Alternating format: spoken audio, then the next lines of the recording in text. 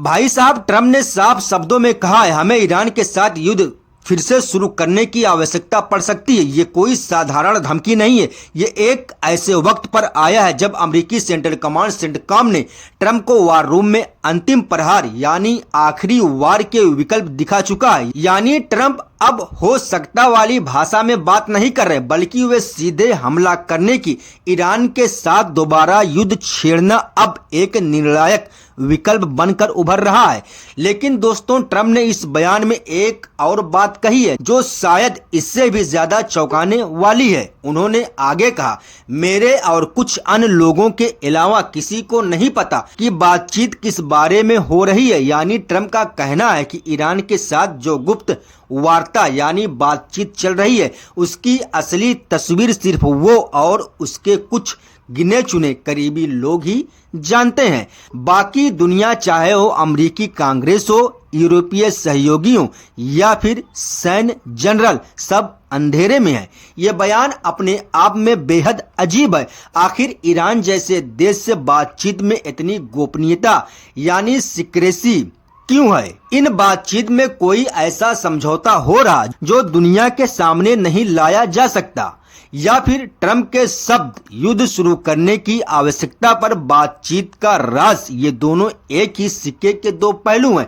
क्या ट्रम्प चाहते हैं कि ईरान बिना शर्त समर्पण कर दे, या फिर वे बातचीत के जरिए वो हासिल करना चाहते हैं जो युद्ध के बिना संभव नहीं है? भाई साहब, ट्रम्प के इस बयान से पहले पूरी तस्वीर कुछ इस तरह बन चुकी थी। 30 अप्रैल की रात को तेहरान के आसमान में अचानक एयर डिफेंस सिस्टम एक्टिव हो गए। माइक्रो ड्रोन हमले ने पूरी राजधानी को हिलाकर रख दिया। इसके बाद ईरान के सर्वोच्च लीडर मुस्तफा खामनेई ने अमेरिका की शर्मनाक हार का संदेश जारी कर दिया। यानी एक तरफ ईरान युद्ध की स्थिति में विजेता बना हुआ है, लेकिन दोस्तों, असली दहशत तब फैली यानी अमेरिका द्वारा ईरान पर हमला करने की आशंका को तब बल मिला जब संयुक्त अरब अमीरात ने ईरान, लेबनान, इराक से अपने सभी नागरिकों को तुरंत वापस बुलाने का आदेश दे दिया। दोस्तों, जब भी कोई देश अपने नागरिकों किसी क्षेत्र से इस तरह बुलाता है तो इसका सीधा मतलब होता है बड़ा सैन्य संघर्ष यानी बड़ी फौजी टकराव। यूएई को शायद कोई खतरनाक सूचना मिल चुकी है कि अमेरिका हमला करने वाला है, या फिर ईरान अमेरिकी नाकाबंदी जो उन्होंने स्ट्रेट ऑफ हॉर्मुज में लगा रखी है उस पर कोई बड़ा हमला करने की योजना बना रहा है। मैं ये इसलिए कह रहा हूँ क्योंकि ईरान की सैन्य कमांडर की तरफ से ऐसी धमकी आई है कि वे स्ट्रेट ऑफ हॉर्मुज में अमेरिकी नाकाबंदी को तोड़ने की कोशिश कर सकते हैं, यानी उन पर बड़ा हमला कर सकते हैं। और जैसे ये सब हो रहा था वैसे ही ट्रम्प ने ये बयान दे डाला। पश्चिमी मीडिया में भी ये चर्चा है कि ट्रम्प के इस बयान के पीछे एक 3 चरण वाली रणनीति हो सकती है। पहला, अधिकतम दबाव, ज्यादा से ज्यादा दबाव। दूसरा, ईरान के साथ गुप्त बातचीत के जरिए उसे विश्वास दिलाना कि कोई रास्ता निकल सकता है। और तीसरा, अगर बातचीत नाकाम हुई तो सीधे सैन्य हमला। जैसा कि डोनाल्ड ट्रम्प ने खुद कहा कि जंग दोबारा शुरू करने की जरूरत पड़ सकती है, लेकिन दोस्तों, ट्रम्प ने यह भी माना है कि बातचीत की असली तारीखें, विषय और शर्तें सिर्फ वह और उनके भरोसेमंद लोग ही जानते हैं। यह जुमला बड़ी बेचैनी पैदा करता है। क्या ईरान से कहा जा रहा है कि वो अपने सभी प्रॉक्सी गुटों हिजबुल्लाह, हौथी, हमास का समर्थन बंद कर दे, या फिर ट्रम्प चाहते हैं कि ईरान खुद ही अपनी मिसाइल ताकत खत्म कर दे? इनमें से कोई भी शर्त ईरान के लिए मौत के समान है। ईरान ने अब तक ट्रम्प के इस बयान पर कोई आधिकारिक प्रतिक्रिया यानी सरकारी जवाब नहीं दिया, लेकिन ईरानी मीडिया ने इसे मनोवैज्ञानिक युद्ध, साइकोलॉजिकल वॉरफेयर यानी नफ्सियाती जंग करार दिया है।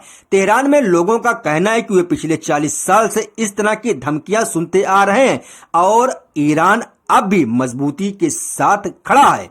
खबर है कि अमेरिकी राष्ट्रपति डोनाल्ड ट्रम्प ने अपने टॉप सैन्य अफसरों के साथ वाशिंगटन के वार रूम में 45 मिनट की एक लंबी और बेहद गुप्त बैठक की।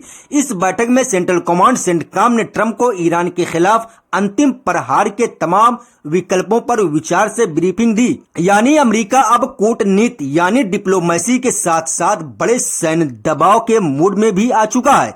दोस्तों, ये कोई मामूली बैठक नहीं थी। इसमें अमेरिकी सेना के बड़े अधिकारी, ज्वाइंट चीफ ऑफ स्टाफ के चेयरमैन जनरल डैन केन भी मौजूद थे। जब सेना का सबसे बड़ा अफसर खुद वार रूम में बैठता है तो समझ जाइए कि मामला गंभीर है। इस ब्रीफिंग में सेंट्रल कमांड ने ट्रम्प के सामने ईरान को निपटाने के लिए कई नए और आक्रामक जंगी प्लान रखे हैं। खास बात ये रही कि ये सारे प्लान शॉर्ट एंड इंटेंस, कम समय में तेज और सटीक, यानी ऐसे हमले जो कुछ ही दिनों या घंटों में ईरान की रीढ़ तोड़ दे। इन योजनाओं में ईरान के अहम बुनियादी ढांचों जैसे तेल refinery, missile depot, command centre और परमाणु साइटों को निशाना बनाने की बात कही गई है। दोस्तों, दिलचस्प बात यह है कि अमेरिकी योजनाकारों ने यह भी माना कि ईरान कोई आम दुश्मन नहीं है। उन्होंने ट्रंप को साफ बता दिया कि अगर अमेरिका ने हमला किया तो ईरान तुरंत पलटवार करेगा और ईरान का पलटवार सीधा होगा। उनकी मिसाइलें क्षेत्र में मौजूद अमेरिकी ठिकानों को निशाना बनाएंगी। दूसरे शब्दों में अमेरिका जानता है कि ईरान को छेड़ना तो आसान है, लेकिन उसका अंजाम बहुत भयंकर हो सकता है। भाई साहब, वहीं दूसरी तरफ अमेरिका से भारी सैन्य साजो सामान मिडिल ईस्ट यानी खास तौर पे इजराइल पहुंचाए जा रहे हैं। इस बार दोस्तों एक दिलचस्प बात ये हो रही है कि अमेरिका से जो साजो सामान जो सैन्य उपकरण पहुंचाए जा रहे हैं, जो मिडिल ईस्ट के देशों जैसे सऊदी, कतर, कुवैत, बहरीन या ओमान, जॉर्डन में नहीं बल्कि सिर्फ इजराइल में पहुंचाए जा रहे हैं। इन खास हथियारों में डार्क ईगल भी है। ये एक हाइपरसोनिक मिसाइल है जो आवाज की रफ्तार से 5 गुना तेज दौड़ती है।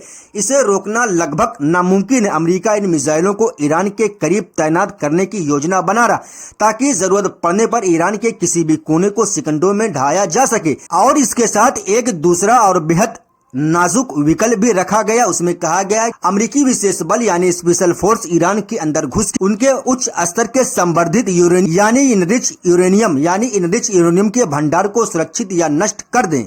यह सीधा वार होगा ईरान के परमाणु कार्यक्रम जौहरी प्रोग्राम पर। मतलब अमेरिका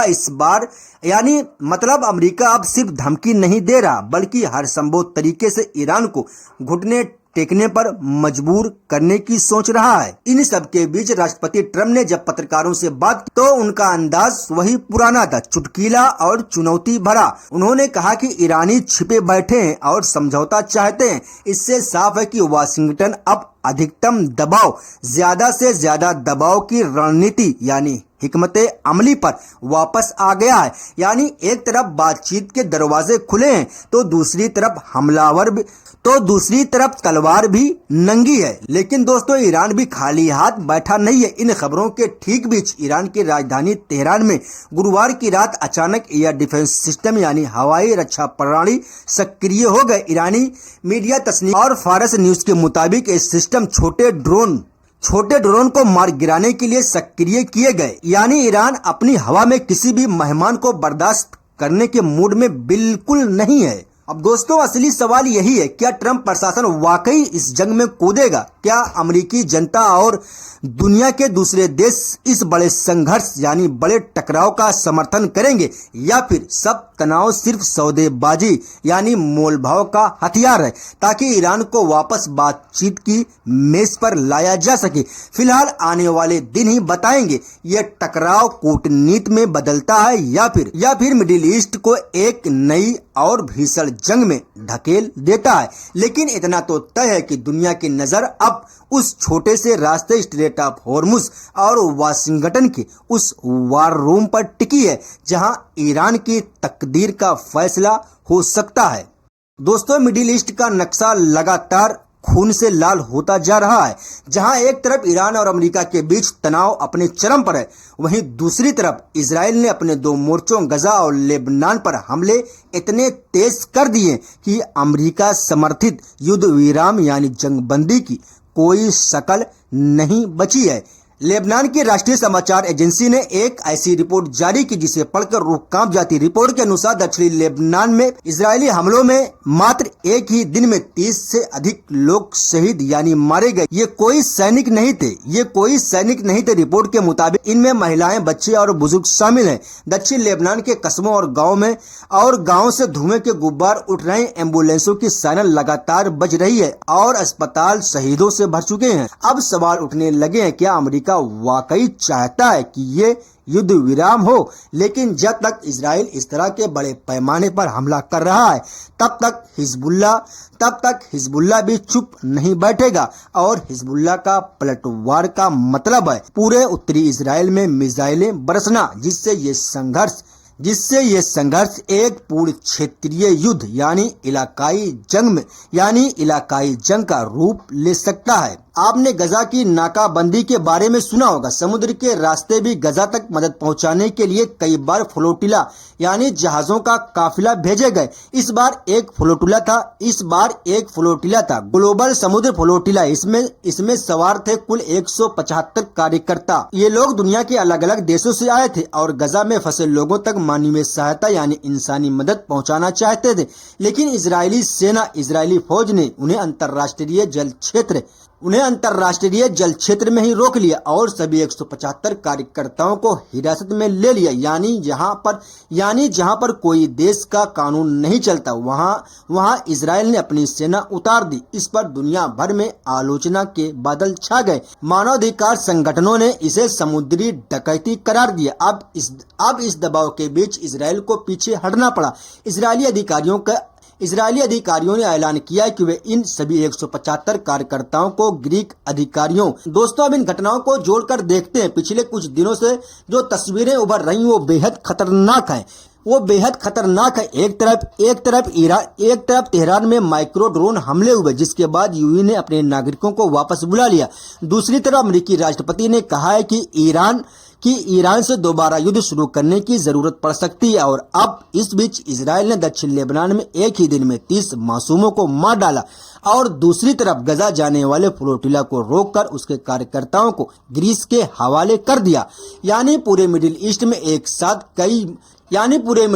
एक साथ कई युद्ध के मोर्चे खुल गए हैं। ईरान अमेरिका का एक मोर्चा, इजराइल हिजबुल्लाह का दूसरा मोर्चा और इजराइल हमास का तीसरा मोर्चा। अब सवाल ये कि ये घटनाएं आपस में जुड़ी हैं। ये कहीं ऐसा तो नहीं कि इजराइल अमेरिका ने ईरान के उसके सहयोगियों हिजबुल्लाह हमास को एक साथ घेरने की पूरी योजना बना रखी है? और क्या ट्रंप की धमकी हमें युद्ध शुरू करने की आवश्यकता पड़ सकती है वाली बयान के बाद इजराइल लेबनान में इतने बड़े हमले करके अमेरिकी हमले का रास्ता साफ कर रहा? सवाल तो बहुत है लेकिन जवाब फिलहाल सिर्फ खून और मलबे में दबे हैं। इसी के साथ इस बुलेटिन को यहीं पर समाप्त करते हैं। मिलते हैं अगली वीडियो। तब तक अपना ख्याल रखिएगा। अल्लाह हाफिज।